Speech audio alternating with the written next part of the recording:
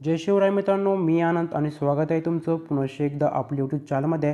तर मित्रांनो, लाडक्या बहीण योजनेचे जे काही फॉर्म आहेत ते बऱ्याचशा उमेदवारांचे अपलोड मंजूर करण्यात आले आहेत. तर असे बरेचसे आपले सबस्क्रायबर मला फोन व मेसेज करून कळवत आहेत, तर आमचा फॉर्म अपलोड झाल्यानंतर आम्हाला काय करायचे किंवा पुढची प्रोसेस काय. तर तुम्हाला काय करायचं आहे संपूर्ण काही माहिती आपण व्हिडिओमध्ये पाहणार आहोत. त्यासाठी तुम्हाला हा व्हिडिओ सुरुवातीपासून शेवटपर्यंत वॉच करायचा आहे. व मित्रांनो, बरेचसे यूट्यूबर तुम्हाला चुकीची माहिती सांगत आहेत, त्यांच्यावर अजिबात विश्वास ठेवायचा नाही, ते तुम्हाला सांगत आहे. तुम्हाला हे करायचं किंवा ते करायचं आहे, तुम्हाला काय करायचं आहे ते आपण व्हिडिओमध्ये संपूर्ण पाहणार आहोत. त्या अगोदर तुम्ही आपल्या चॅनलवरती प्रथम असाल तर आपल्या चॅनलला सबस्क्राईब करून या व्हिडिओला सुद्धा लाईक करून घ्यायचे. चला तर आता तुमचा जास्त वेळ न घेता आपण आपला व्हिडिओ सुरू करूयात. तर पहा, या ठिकाणी यूट्यूबरचे आपले मराठीच माणसं तुम्हाला चुकीची माहिती सांगत आहे. ते म्हणजे तुमचा अर्ज हा मंजूर झाल्यानंतर तुम्हाला आता गुगलवरती जायचं आहे. गुगलवरती गेल्यानंतर UIDAI बँक सेटिंग स्टेटस असं सर्च करायचं आहे. त्यानंतर तुमच्यासमोर जी 1 नंबरची वेबसाईट ओपन होईल त्यावर टॅप करायचं तुम्हाला सांगत आहेत. त्यानंतर तिथे गेल्यानंतर तुमच्यासमोर अशा काही प्रकारचे इंटरफेस शो होईल.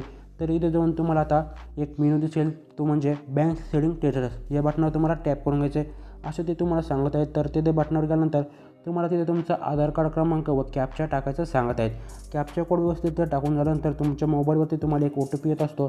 तो OTP तुम्हाला इथं परत एकदा सबमिट करायचा आहे. तर OTP तुम्हाला व्यवस्थित टाकून घेतल्यानंतर तो OTP तुम्हाला सबमिट करायचा आहे. त्यानंतर तुमच्यासमोर तुमचा बँक सेटिंग स्टेटस तुम्हाला दाखवेल, म्हणजे तुमचा बँक सेटिंग स्टेटस हे ॲक्टिव्ह आहे की डिसॲक्टिव्ह आहे असं तुम्हाला इथं सांगण्यात येईल. तर पहा, या ठिकाणी तुम्हाला हे काहीच करायची गरज नाही, कारण की मित्रांनो आपल्या लाडक्या बहिणींना हे बँक सेटिंग स्टेटस चेक करण्यासाठी खूपच जास्त अडचणीचा सामना करावा लागत आहे.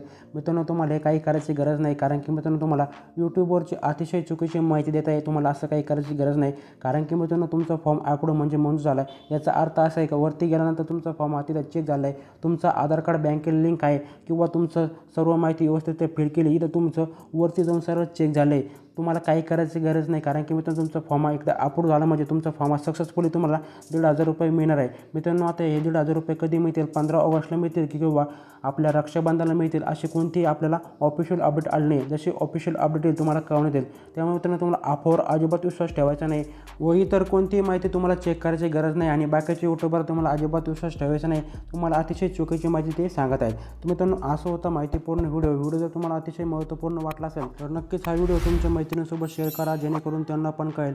तर असं होता माहितीपूर्ण व्हिडिओ. धन्यवाद मित्रांनो, व्हिडिओ शेवटपर्यंत पाहिल्याबद्दल मनापासून आभार.